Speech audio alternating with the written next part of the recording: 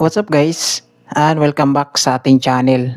For today's video guys, mayroon tayong i-review. Siyempre, ititesting natin itong klase na amplifier. Yan. So, bali yung brand nito is Noob Sound. Yan, papakita ko sa inyo guys. Noob Sound, yung kanyang modelo is A5 na amplifier. Yan. So, bubuksan natin guys, papakita natin sa inyo itong klase na amplifier. Bali laman ng kanyang box ay merong user manual ng Noob Sound A5. So, meron din siyang AC cord na gagamitin sa power supply, paputang kuryente. Tapos, yung kanyang pinaka power supply ng amplifier. Siyempre, ito naman yung pinaka main unit na Noob Sound A5 na amplifier. So, papakita ko sa inyo guys itong klase na amplifier. Tapos, check din natin kung ilang wattage na kaya dito sa amplifier na to guys. Yan, so samahan niyo ko guys. Let's go. So, ito na po guys yung pinaka main unit na Noob Sound A5 na amplifier. Kasama na yung kanyang power supply with AC cord. So, bago tayo mag-check sa item guys, dito muna tayo sa kanyang pinaka user manual. Check muna natin guys kung ano yung nakalagay dito. Ayan. So, yung nakalagay dito guys, yung brand is Duok Audio. Ayan. Model niya ay E5. Yung audio input niya guys ay stereo with RCA. Yan. Yung kanyang audio output dito is 3.5 mm AUX with banana speaker jack sa kanyang terminal.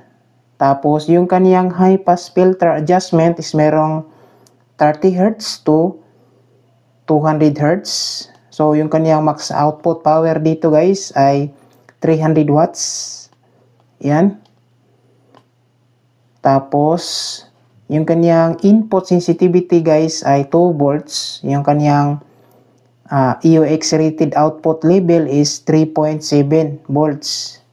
Yung kanyang frequency response ay 20 Hz to 20,000 Hz. Yan. Tapos ito na yung kanyang size sa mismong amplifier. Yan.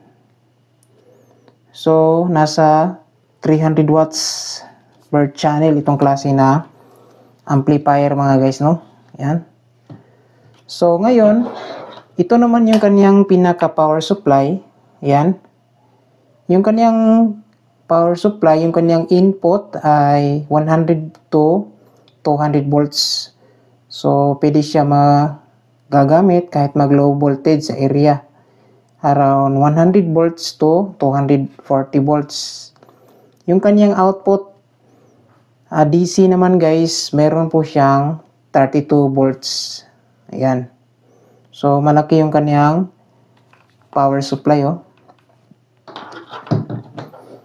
Tapos, ito naman yung kanyang pinaka main unit. Ayan. Meron pang nakalagay dito guys. Ayan. So, medyo mabigat din siya, itong klase na amplifier, no? Sa harap ay nandito yung kanyang volume. Yung kanyang volume guys with power switch na rin. Yan.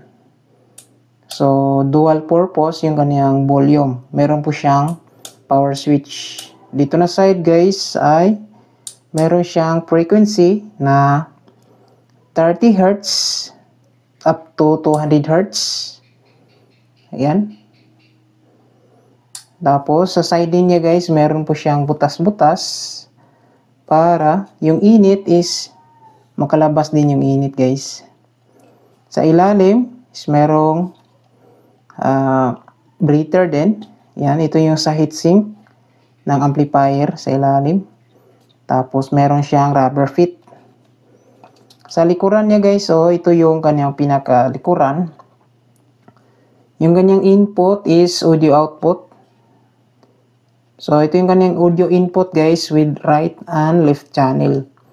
Tapos, ito yung kanyang pinaka main output. Yan, EUX. Tapos, speaker out naman guys ng right and left channel.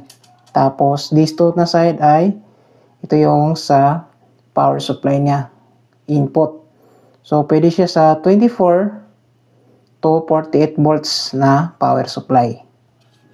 So, makikita natin dito guys, meron siyang malaking kapasitor sa loob. Ayan. So, merong 3,300 UF na 63 volt na kapasitor. Tapos, yung IC niya, makita rin sa loob. Tapos, dalawang preamp IC. So, makikita lang yung pinakamalamang loob niya. Yan. So, ngayon guys, titesting natin to. So, dito guys, ay ititesting na natin itong Dock Audio Model E5 na amplifier. So, makikita natin guys, ito yung kanyang pinaka power supply. Yan. So, yung dulo nito guys, ikakabit lang natin dito sa kanyang DC. Dito guys. Yan. Tapos, itong power supply, dulo nito ay, yung dulo nito is papunta na sa kuryente natin. Yan. So, bago natin i-saksak, kakabit muna tayo ng speaker. Maglalagay tayo ng speaker dalawa.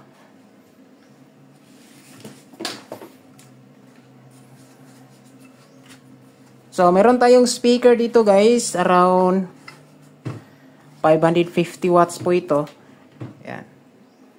Josan mid vocal po ito na 8 inches. So, dalawa. Tetesting natin guys.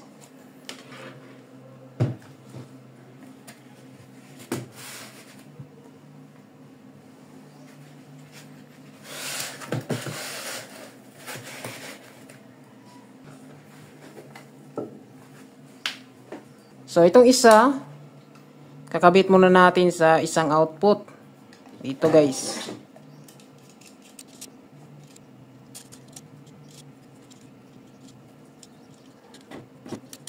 Yan, nakabit na natin itong isa.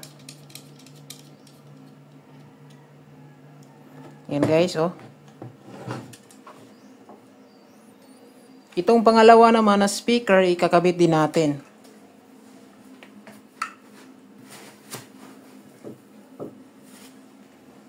Dito sa isang channel guys. Positive sa taas.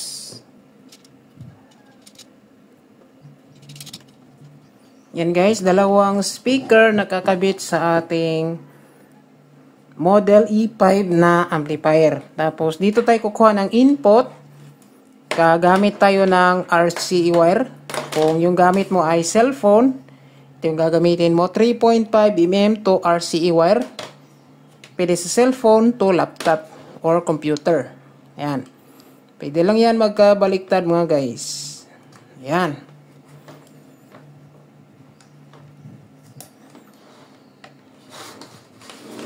So, ganyan siya guys, oh.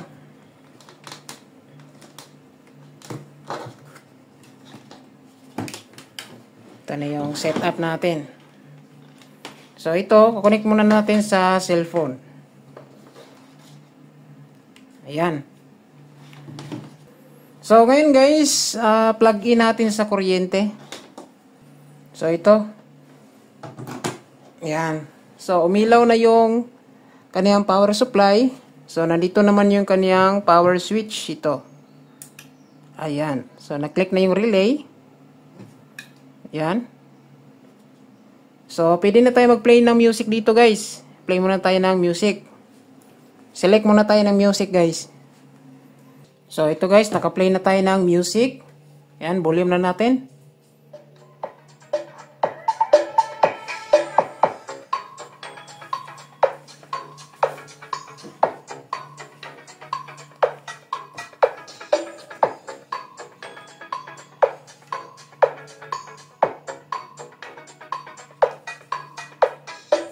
Darwin.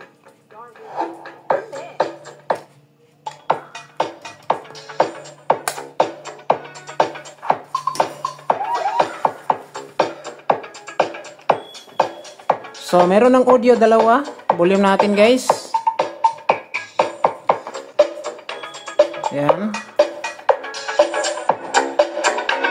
Lakas.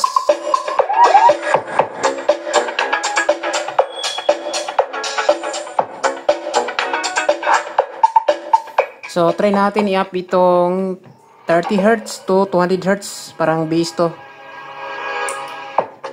Ayan. DJ Darwin.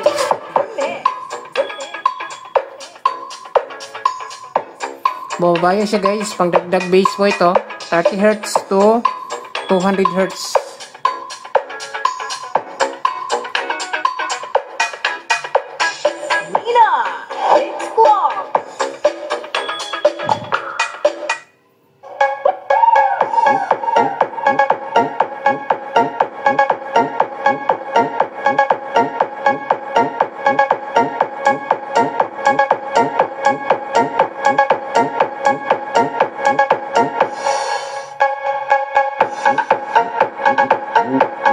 Lakas mo yan.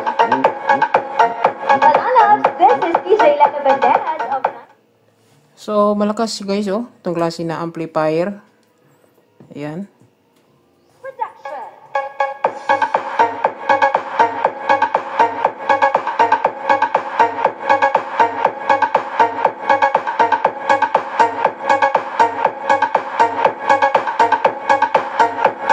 DJ Maki Obina Remix.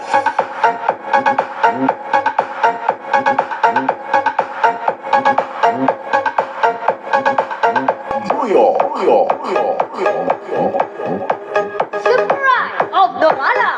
This is Kigoni Lights and Sounds, powered by Live Products, TNT, and Heart House Audio. DJ Darsky.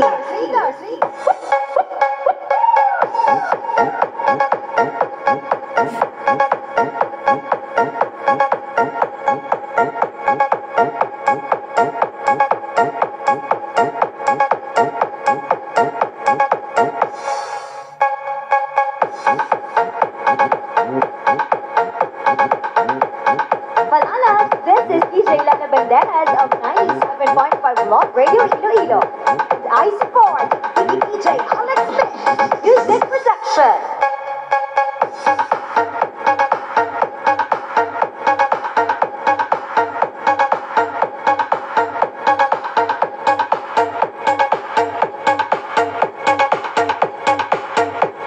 DJ Maki Obina Remix.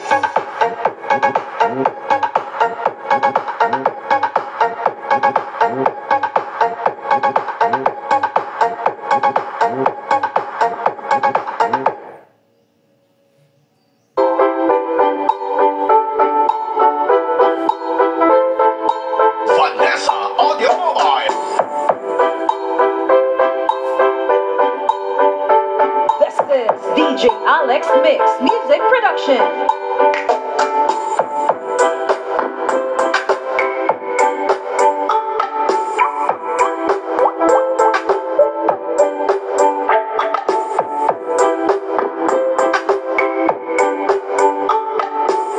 This is Vanessa Audio Mobile. Lorana, South Cotabato.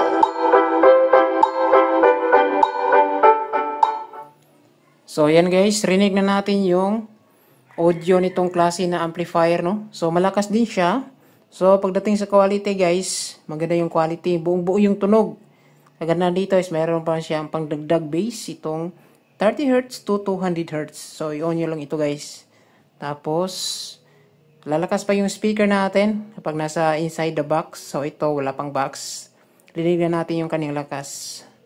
Yan. Sa gusto mag-avail nito guys, ilalagay ko dito sa baba yung link kung saan natin to pwede mabili. So, yan lang guys, no, yung video natin. Maraming salamat. God bless. Kaya ingat tayong lahat.